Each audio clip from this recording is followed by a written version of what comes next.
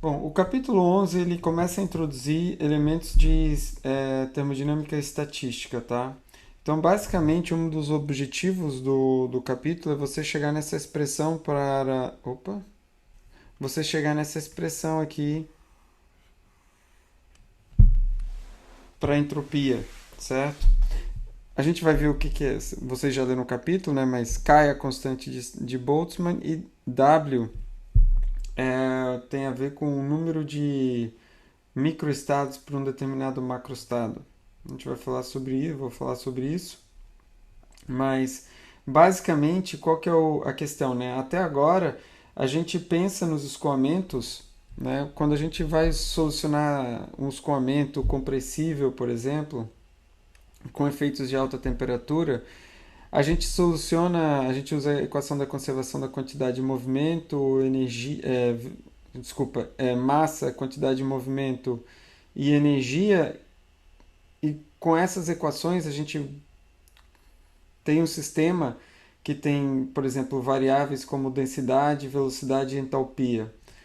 Para a gente conseguir fechar o sistema de equações, a gente precisa de relações termodinâmicas para essas propriedades, pelo menos no caso de equilíbrio.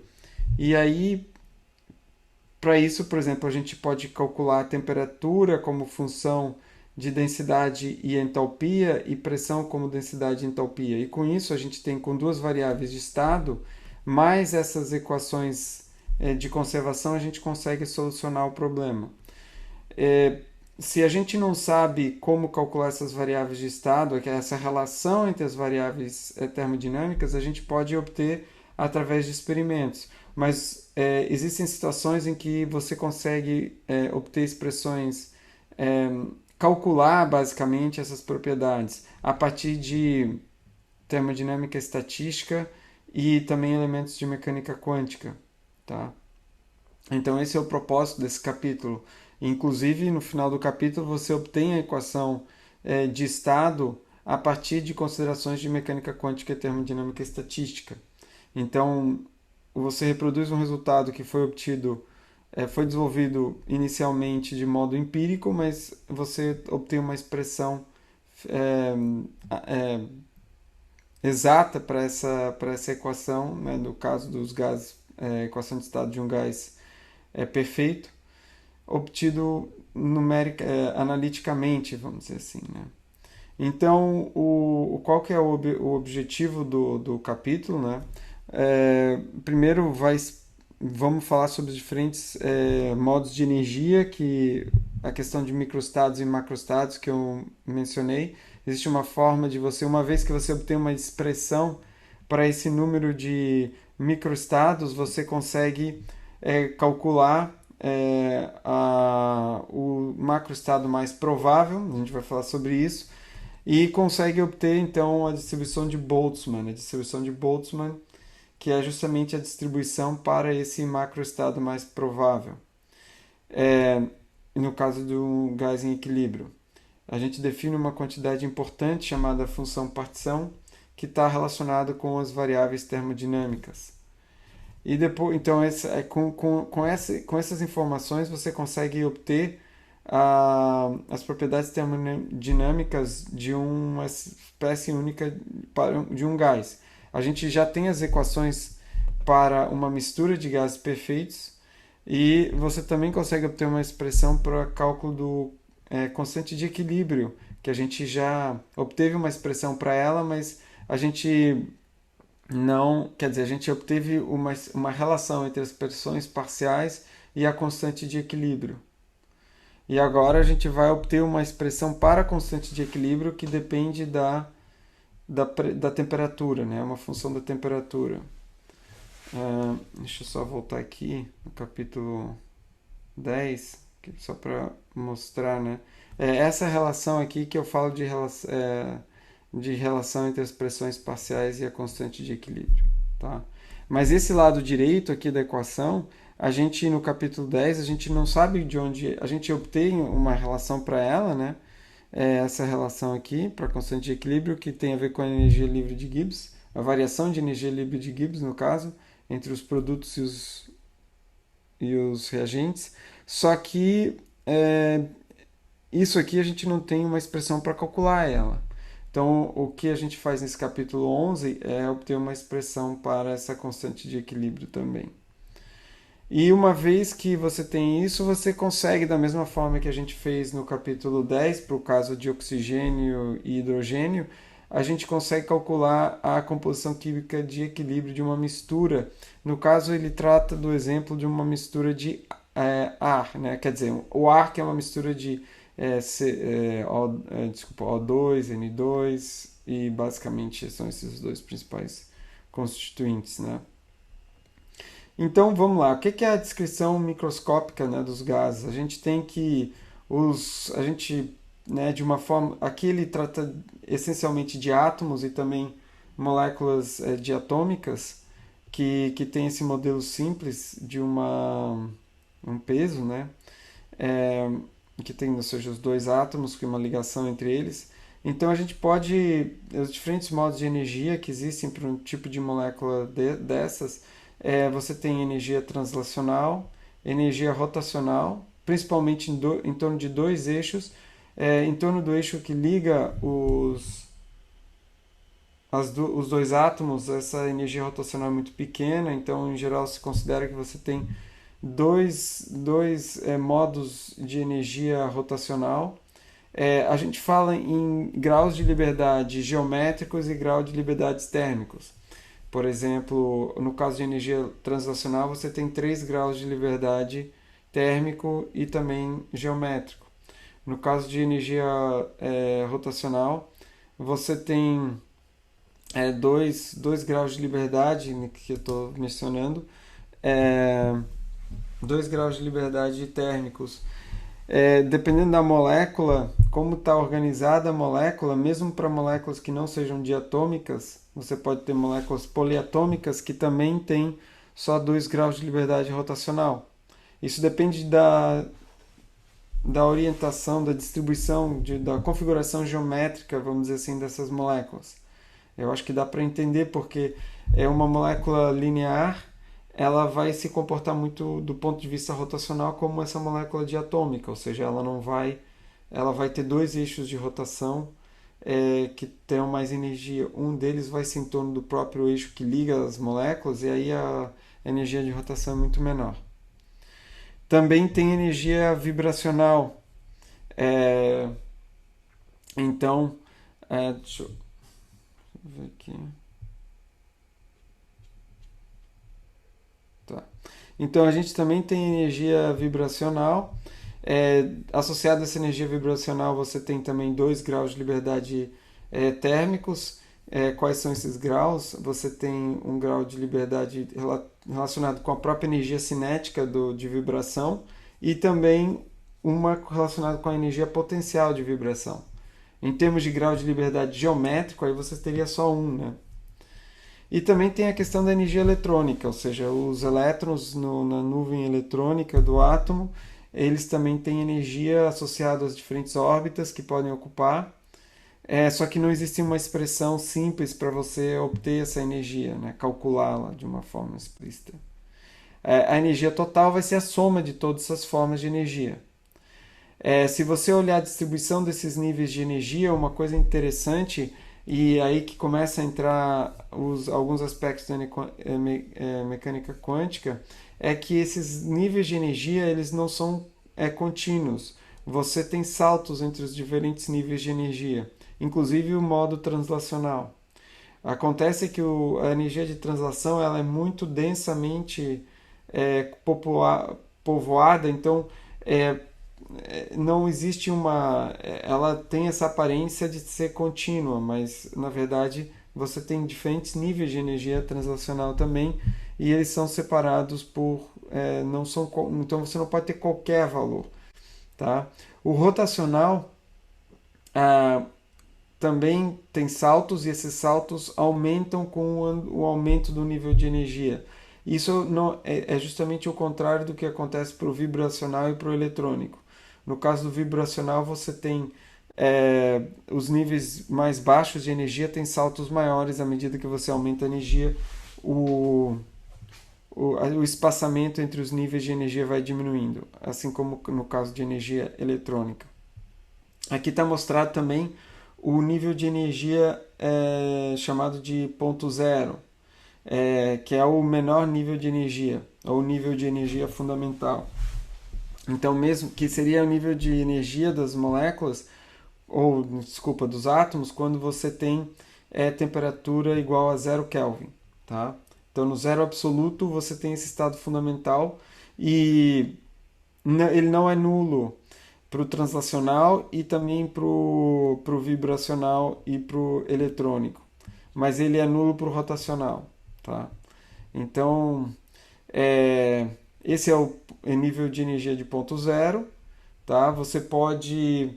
É, você pode medir a diferença de energia do ponto zero, que seria o epsilon aqui sem o linha. Então você subtrai a parte translacional, desculpa, a energia de ponto zero translacional. O rotacional, como eu falei, o rotacional de ponto zero é zero, é identicamente igual a zero, então não existe diferença nesse caso, mas o vibracional e o eletrônico têm diferença. Então a gente pode expressar a energia, ou energia é, do molécula ou átomo como a soma desses termos, a energia acima de ponto zero mais a energia de ponto zero. Tá? Isso aqui é para um caso de uma molécula. No caso de um átomo, o átomo, como você tem só um elemento, você não tem a parte rotacional e não tem a parte vibracional. Tá? Então só tem a transacional, a eletrônica, basicamente. Então ele é um pouco mais simples.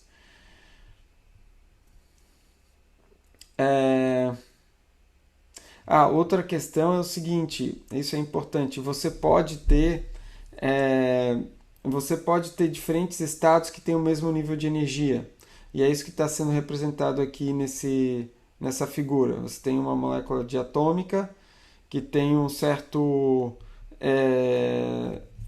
certa velocidade angular, uma certa rotação, e dependendo da orientação dessa rotação, você pode ter diferentes estados. Então, esses diferentes estados têm o mesmo nível de energia.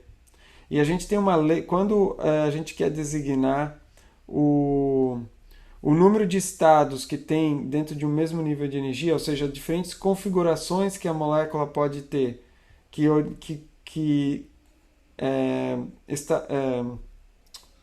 como é que eu vou dizer, que confere a ela o mesmo nível de energia, a gente chama isso de G, eu acho que ele chama de número de degeneracidade. Isso. Ou peso estatístico do nível de energia. Então, se você imagina os diferentes níveis de energia, aqui o que esse aqui está representando é o seguinte: você tem diferentes níveis de energia, tá? E os respectivos números de degeneracidade ou peso estatístico. Quer dizer, ele tem, por exemplo, esse nível de energia zero, tem um número de. O G dele é 1, porque só tem uma forma da molécula estar orientada, configurada para ter aquele nível de energia. O primeiro nível de energia tem 2, o segundo, né, o terceiro tem 5 e assim por diante. Tá? Então são diferentes formas de configuração da molécula que confere a ela o mesmo nível de energia. Isso vai ser importante quando a gente vai começar a definir o conceito de microestado e macroestado. Então, se a gente tem uma certa quantidade de moléculas ou átomos num gás, a gente tem o número N, a gente definiu N como um número fixo de moléculas, então a gente pode ter uma distribuição das moléculas entre os diferentes níveis de energia. NJ vai ser o número de moléculas no nível de energia J. Então, se eu tenho essas moléculas distribuídas entre diferentes níveis de energia, a somatória dos NJs tem que ser igual ao número de moléculas. Né? E da mesma forma, a energia total do meu conjunto de moléculas vai ter que ser igual ao número de moléculas em cada nível de energia vezes a energia daquele nível de energia, certo? Então, esse é o requisito que eu tenho para o somatório do número da energia total. Tá? Então, no final das contas, eu tenho, por exemplo, o que é o conceito de macroestado, né? O macroestado é dado pela distribuição de átomos ou moléculas nos diferentes níveis de energia. Se eu tenho o NJ, a distribuição de NJ, os valores de todos os NJs, eu defino um determinado macroestado. Então, por exemplo, mas eu posso ter... Então aqui está mostrando, por exemplo, você tem uma população que tem uma certa distribuição de Ns num dado instante. Isso aqui é um macroestado. No momento seguinte, ou no instante seguinte, você veja que você tem agora uma diferente distribuição de Ns, portanto você tem um diferente macroestado. Tá? Então o que a gente vai fazer agora? Então você tem essa situação, mas para um determinado macroestado, por exemplo, esse daqui, você tem N02, N15, N23 e NJ2. E aqui você tem os números de degeneracidade, tá? 5, 6, 5 e 3. Então você tem aqui você tem dois átomos aqui, ou duas moléculas nesse nível de energia, e você tem 5 formas dessas dois átomos ou moléculas estarem configurados, tá? Então isso define um macroestado. Esse segundo macroestado ele é diferente porque, veja, agora as moléculas eles têm o mesmo nível de energia, ou seja, a distribuição dos N's é a mesma entre os dois, mas a configuração das moléculas é diferente em cada nível de energia. Então isso é o que define um microestado. Tá? Então, para um determinado macroestado, eu posso ter muitos e muitos microestados. Então, a pergunta que se faz é o seguinte: se eu tiver um número fixo de moléculas ou partículas e uma... eu vou usar a palavra partícula porque pode ser tanto átomo quanto molécula, mas vamos chamar de partícula, tá? E você tem um certo número de energia, um certo nível de energia que é fixo, eu quero achar qual que é o macroestado mais provável. Ou seja, qual que é a distribuição de N's que vai ser a mais provável. E aí você tem que fazer uma hipótese. E a hipótese que é ser feita é dizer o seguinte: todos os microestados são são equiprováveis. Isso quer dizer o quê? Quer dizer que o macroestado que tiver o maior número de microestados tem que ser o macroestado mais provável. Porque se todos os microestados são equiprováveis,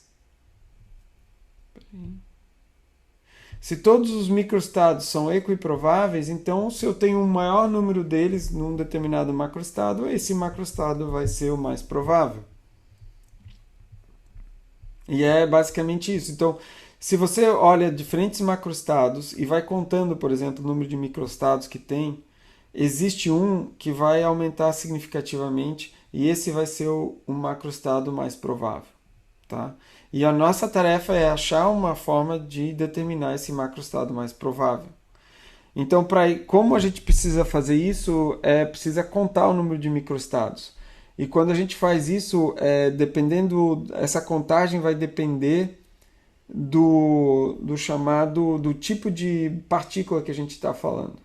Então, na mecânica quântica, tem partículas chamadas Bose-Einstein, ou bósons, e tem partículas chamadas de Fermi-Dirac ou fermions.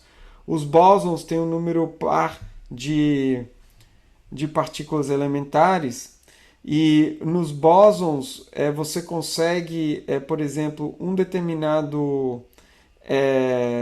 você consegue povoar uma determinada configuração com múltiplas partículas. Tá? Então, deixa eu ver aqui como é que é. Então, para cada estado degenerado que a gente chama, a gente falou de número de degeneracidade, né? E, por exemplo, se você tem um nível de energia que tem número de degeneracidade igual a 3, são 3 possibilidades, certo? 1, 2, 3. Para bósons, eu posso ter um número de partículas maior do que 3. Ou seja, eu posso ter. Desculpa, eu posso ter. Na verdade, o que eu quero dizer é o seguinte: tenho 3. Número de degeneracidade é 3. Então, eu tenho 3 configurações. Eu posso ter mais de uma partícula numa configuração. Isso é o bóson. Um bóson tem essa propriedade. Então, eu posso ter 2 partículas numa determinada configuração. Já os férmions, não. Eu posso ter no máximo uma partícula em cada configuração. Tá? Então, essa é a diferença entre bósons e férmions. E isso vai impactar como que a gente calcula para um determinado número de partículas e número de degeneracidade, qual que é o número de microestados possível. Tá? Então, se você olha os bósons aqui, considera primeiro os bósons e você considera NJ partículas, onde NJ é o número de partículas num determinado nível de energia, e você tem um número de degeneracidade GJ, eu posso imaginar que, assim, se eu tenho GJ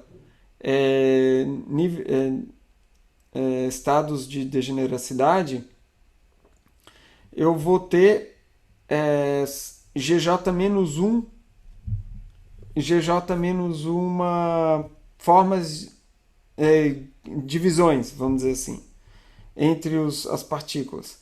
E basicamente o que isso considera, o que você tem que fazer é um problema de combinatória, né?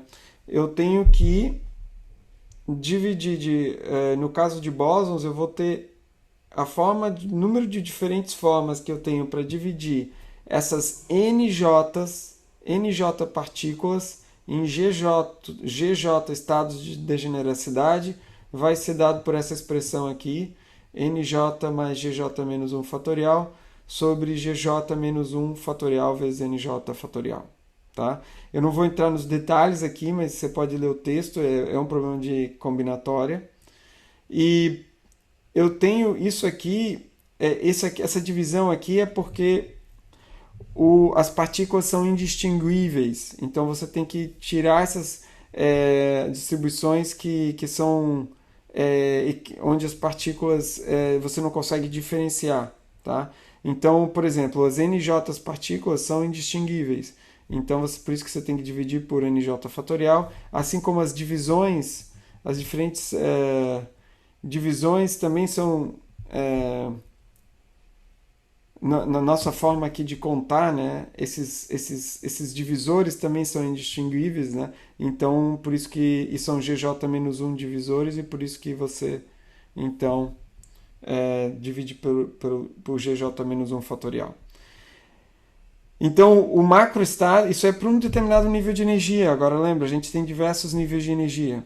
Então, para um nível de energia pode se combinar com as diferentes configurações de outros níveis de energia. E o resultado disso é um produtório.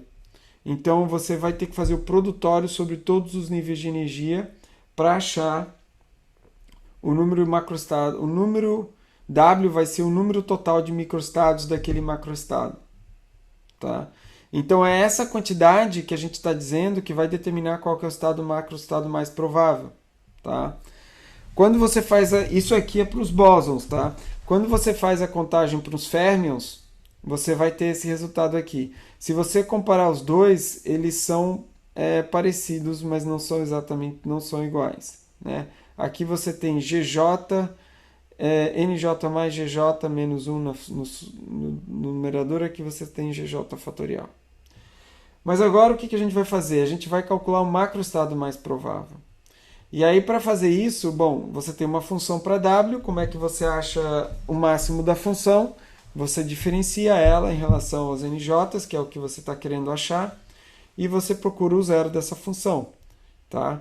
Então aqui, eu não vou entrar nos detalhes aqui, porque eu vou tomar muito tempo, né? Mas você basicamente calcula o logaritmo da função e diferencia o logaritmo, porque nesse caso, como é um produtório, fica mais fácil trabalhar com uma soma do que um produto. Então, aplicando o logaritmo na expressão, não vai mudar onde está o máximo. Tá? Então, você consegue fazer isso sem problema.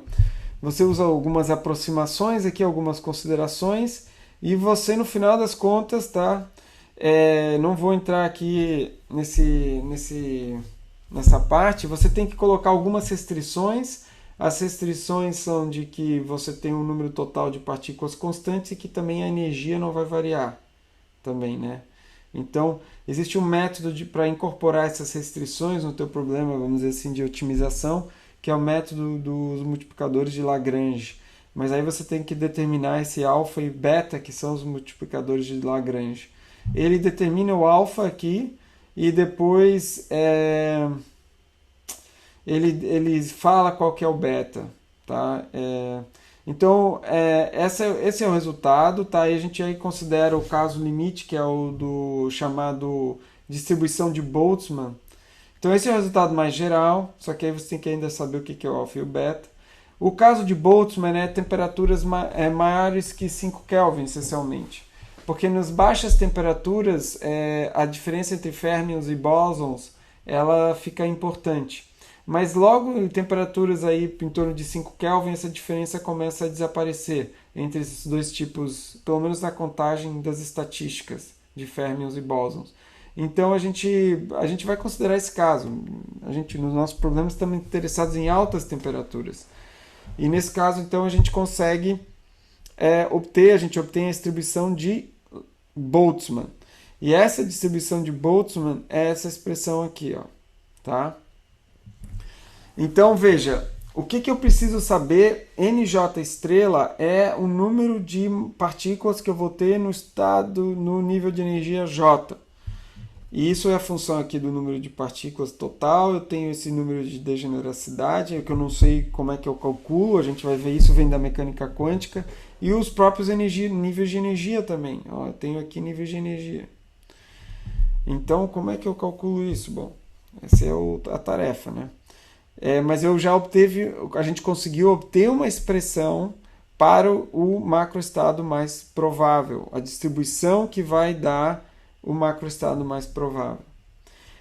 Aqui, veja, o linha é energia absoluta, a gente pode calcular isso, fazer a conta, expressar isso como a energia de ponto zero mais a energia acima de ponto zero, e o resultado é o mesmo, ou seja, a gente pode trabalhar com a expressão, em vez de o nível de energia absoluta, a gente usa o nível de energia acima de ponto zero.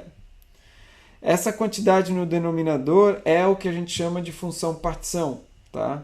Veja, ela é uma função exponencial elevada ao nível de energia sobre kT, e G é o número de degeneracidade ou peso estatístico.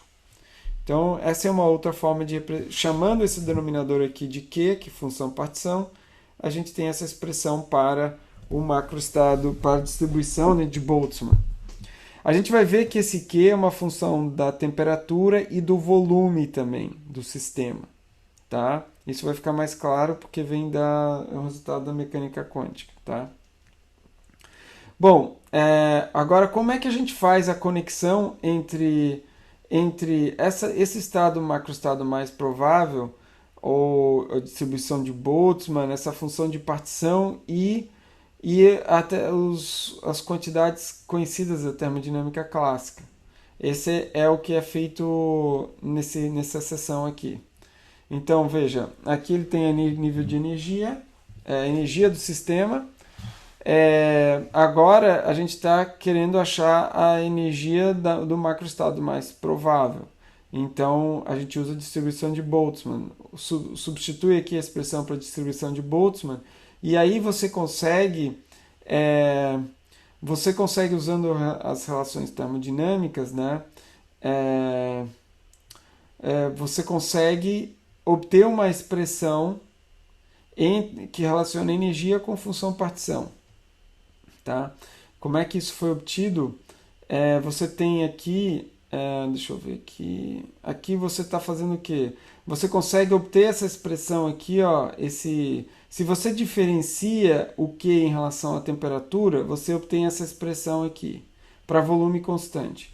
E isso aqui, que está aqui, que eu estou circulando, é justamente o termo que aparece no lado direito da equação 11.27.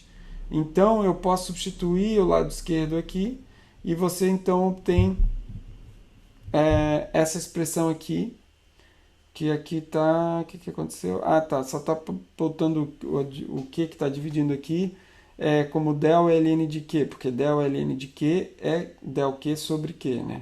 Então essas duas expressões são iguais. Tá? Então, veja, aqui a gente relaciona a função partição com a energia total do sistema. E você consegue fazer isso para a energia também específica, por unidade de massa, para entalpia.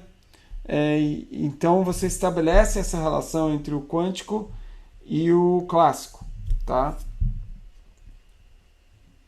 Mas ainda não achamos, né, o que é o que. Assim, especificamente, a gente não tem uma expressão para que ainda. Então, e entropia, o que tem a ver com... E a entropia, como é que a gente faz? Bom, a gente calculou uma função de entropia lá na mecânica clássica, na termodinâmica clássica, que tem a relação com pressão, a gente viu, né, temperatura, aumento de pressão diminui a entropia, aumento de temperatura aumenta a entropia, e a gente viu que... Então a gente quer saber como que a entropia está relacionada com esse número de microestados. E aí o Boltzmann, então, ele associou essa quantidade de entropia com o número de microestados máximo, o número máximo de microestados que você tem para um determinado macroestado, que é justamente o que a gente está chamando de W máximo. Então, e a outra questão é que esse número de... Quando você tem um sistema, né, que você, por exemplo, divide ele em dois, né, a entropia total do sistema é a entropia de uma metade mais a entropia da outra metade, né? Mas no caso quando a gente está falando de microestados, se eu tenho metade do sistema tem um certo número de microestados e o outro, por exemplo, W1 e W2, o número total de microestados não vai ser W1 mais W2 do sistema, vai ser W1 vezes W2, porque para cada microestado do parte 1 eu posso ter W2 microestados da parte 2. Então, para associar a entropia com o número de microestados e conservar essa propriedade aditiva, né, da entropia, então você relaciona a entropia com o logaritmo de W e não com W especificamente. E aí quando você faz o logaritmo, fica claro, porque o logaritmo, se o número de microestados da parte de metade do sistema é W1 e da outra metade é W2, o número de microestados total vai ser W1 vezes W2. Mas a entropia, sendo o logaritmo de W1 vezes W2, vai ser logaritmo de W1 vezes W2 é igual ao logaritmo de W1 mais o logaritmo de W2. Então você conserva essa característica aditiva. Assim. Então, e a constante de proporcionalidade é o K, que é hoje conhecida como a constante de Boltzmann. Tá? Então, qual que é o objetivo agora? É calcular isso, né? Calcular o logaritmo de W máxima. Então você consegue, a gente já tem a expressão para W, o logaritmo de W máximo, e você consegue então obter essa expressão aqui, eu vou já pular mais para frente, S como função de Q. Então veja, agora a gente está amarrando a entropia com a função partição também. Você consegue fazer isso para pressão também, tá? Agora a gente precisa saber o que é a função partição, porque a gente está conseguindo relacionar as propriedades, mas não obteve a função partição ainda. Tá? Então essa é a próxima etapa, né? Como que eu avalio a função partição? Então eu vou pular aqui, tá? Porque senão não vou conseguir abordar tudo que eu quero. Mas isso é da mecânica quântica, tá? Então esses são os resultados da mecânica quântica, de que toda forma estão colocadas ali. Mas basicamente você consegue calcular a função partição translacional. Você divide a função partição, lembra? A função partição ela é a somatório de GJ e exponencial na menos epsilon j sobre kt, somatório todo sobre todos os j's. Você consegue escrever essa função partição em separá-las, em fatorar elas em partes. Uma função partição translacional, rotacional e vibracional e eletrônica também. Então, a função partição total vai ser o produto das funções partição, tá? Eu não sei se está aqui em algum lugar. Ah, está aqui, ó. Então, a função partição total vai ser produto da translacional, rotacional, vibracional e eletrônica. Então, aqui está a translacional, rotacional, vibracional e eletrônica. Não tem uma expressão bonitinha para ela, né? Então, bom, agora que a gente tem essa função partição, você consegue usar aquelas equações anteriores que estabelecem a relação entre a função partição e as variáveis de termodinâmica clássica. E aí você obtém, para energia translacional, 3 meios de RT, para rotacional RT, para vibracional você obtém essa expressão aqui. Interessante é o seguinte, existe um princípio chamado de equipartição de energia da teoria cinética dos gases, que diz o seguinte, que basicamente você, para cada grau de liberdade térmico, você aciona um nível de uma energia de 1 meio de RT. Tá? Então veja, o translacional tem 3 graus de liberdade térmicos, então seria 3 meios de RT. Olha, isso bate com o resultado aqui da estatística, da termodinâmica estatística com a mecânica quântica. Para o rotacional a gente tem 2, né, para o caso de uma molécula diatômica. Então aqui bate também o rotacional da RT. Mas para o vibracional, teoricamente, a gente teria 2 também. Então a gente esperaria RT se usasse o teorema de equipartição de energia. Ou princípio de... Não, teorema ele chama. Mas no caso do vibracional não bate. Então esse resultado, na verdade, de equipartição de energia não é exato. Tá? Então, o resultado da mecânica quântica com a termodinâmica estatística é o resultado mais correto. Mas, né, você tem para temperaturas realmente bastante, eu acho que é no limite de alta temperatura que esse E vibracional realmente tende a RT. Deixa eu ver aqui. Só quando T tende a infinito. Então, é isso, veja. Então, a energia interna vai ser, no caso de um átomo, você vai ter só a parte translacional e a parte eletrônica. Você não vai ter a parte vibracional e a parte rotacional. Mas já para uma molécula, você tem translacional, rotacional, vibracional e eletrônica. A partir desse conhecimento dessa informação, a gente consegue calcular o CV e, por exemplo, o CP. Tá? Mas no caso do CV, porque por definição, o que é o CV? Del E, del T, a V constante. Né? Então, você diferencia isso para um caso de um átomo e para o caso de uma molécula, certo? Então, isso aqui mostra para a gente que CV é uma função de temperatura. Tá? E no caso de... se você tem... deixa eu ver aqui... sim. Então, por exemplo, para o caso de átomos, se você... deixa eu ver... só ver uma coisa aqui. Se você...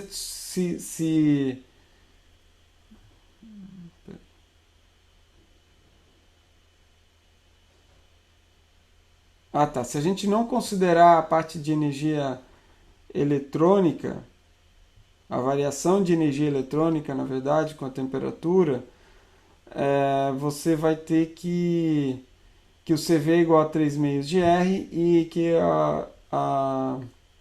no caso de moléculas diatômicas, CV vai ser 5 meios de R. E aí, dessa relação aqui, você consegue calcular CP mais CV a gente tem que, né, se CV é 5,5 GR e a gente já tinha obtido que CP é mais CV, desculpa, CP menos CV igual a R, a gente consegue obter a relação que CP menos CV, desculpa, CP sobre CV vai ser igual a 7 quintos, e CP sobre CV igual a 7 quintos é justamente o nosso gama, que é 1,4. Então veja, esse resultado de gama igual a 1,4, você consegue obter ele a partir da termodinâmica estatística. Tá? E por que é 1,4? Porque a gente está falando aqui de molécula diatômica, né? Isso aqui é o caso de molécula diatômica. 1,4 para molécula diatômica, o que é o ar? O ar é feito de O2 e N2, praticamente é tudo molécula diatômica. Então, por isso que o resultado que a gente obtém é 1,4, por causa do ar. Tá? Então, aqui está mostrando como que CV varia com temperatura e basicamente, acima de 3 Kelvin, o CV já tem o valor de 1,4. CP sobre CV, né? O gama tem valor de 1,4. Então, o CV é praticamente constante nessa região aqui até 600 Kelvin, depois ele vai aumentando. Então, é nessa região aqui que a gente considera o gás caloricamente perfeito. Só que a gente, nos nossos problemas, o CV vai ser, a temperatura vai ser, na maioria das vezes, muito maior do que 600 Kelvin, então a gente precisa levar em consideração a variação de CV. Tá? E, finalmente, a gente consegue obter a expressão da equação de estado, que eu mencionei para você, né? PV igual a NKT, que é basicamente a equação de estado, isso a partir conhecendo a função partição. Tá? Bom, aí, para terminar esse capítulo, você pode calcular o equilíbrio, a constante de equilíbrio também. Então, eu vou pular aqui um pouco, mas a constante de equilíbrio, você obtém essas expressões para a constante Opa, cadê? Quando você tem uma mistura de uma reação química que tem vários... um gás com reação química, que você tem vários elementos, né, várias espécies químicas, o que a gente obtém é que a gente, para cada uma das espécies, a gente obtém a gente descobre que a distribuição do macroestado mais provável cada espécie tem uma distribuição de Boltzmann dentro do gás, da mistura de gás. Então, basicamente, a gente obteve a distribuição de Boltzmann para uma espécie, um elemento, né? Agora a gente está, ou uma espécie química, agora a gente está considerando uma mistura de espécies e o que a gente descobre é que cada espécie tem uma distribuição de Boltzmann e, além disso, tem uma restrição que entre a quantidade de... né, a proporção dos elementos das espécies químicas que é dado por essa expressão aqui. Tá? Então, isso é uma quantidade adicional. E a gente consegue com isso, uma vez que isso aqui é verdade, a gente consegue. Isso aqui está relacionado justamente com a constante de reação, a constante química, a constante de reação. Porque esses Na são justamente o número de partículas espécie A, B e AB, e isso está relacionado com as pressões parciais. Então você consegue então obter a constante de reação. Então, a constante de reação vai ser dada por essa expressão aqui, para o caso geral. Esse aqui foi um caso simples, onde você tem A mais B reagindo para formar, ou AB reagindo para formar A mais B. Então, nesse caso, deu essa resposta aqui, né? Mas para o caso mais geral, você tem algo assim. Tá? Isso aqui é P, não é ρ. Tá?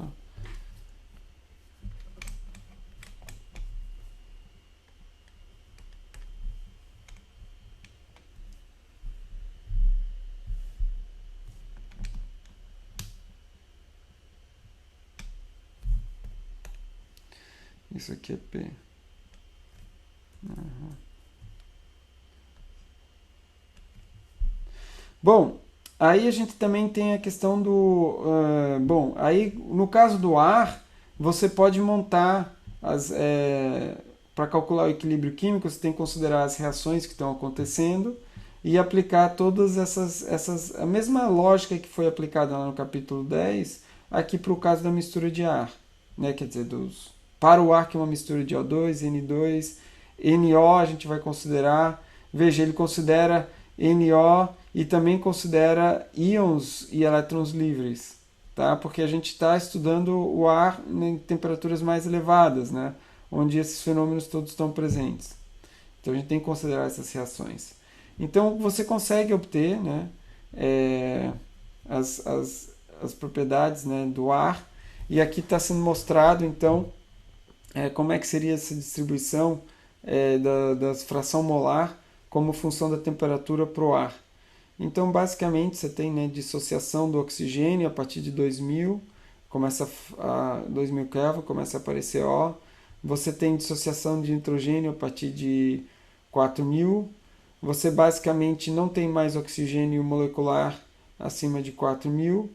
E então isso aqui é a pressão de 1 atm, tá? Então se você aumenta a pressão, todas essas curvas aqui se deslocam para a direita, para temperaturas maiores. E se você diminuir a pressão, elas se deslocam para a esquerda, para temperaturas menores. Então o efeito da pressão é de reduzir a dissociação, tá?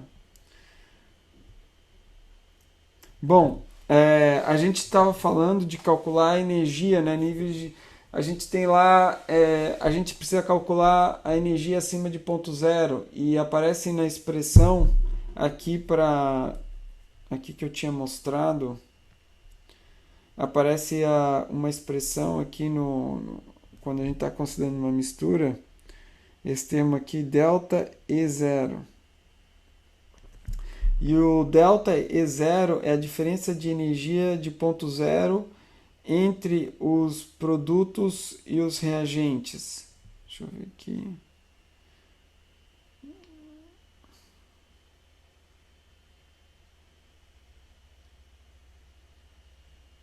Não, desculpa.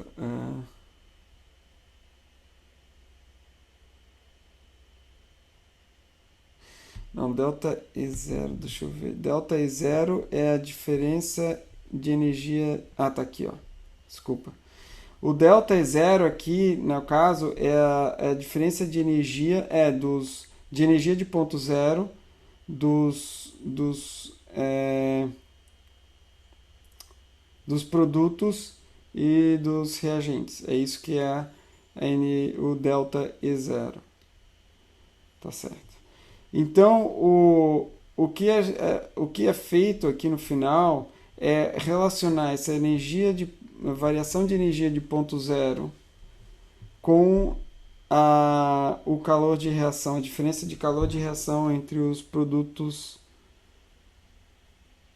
calor de formação, na verdade, entre os produtos das espécies, os produtos e dos reagentes.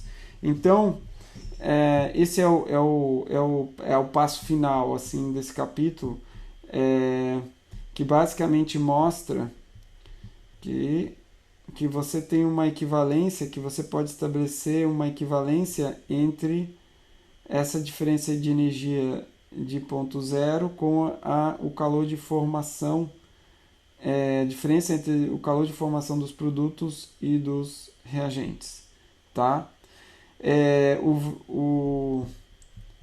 Isso é a etapa final, tá?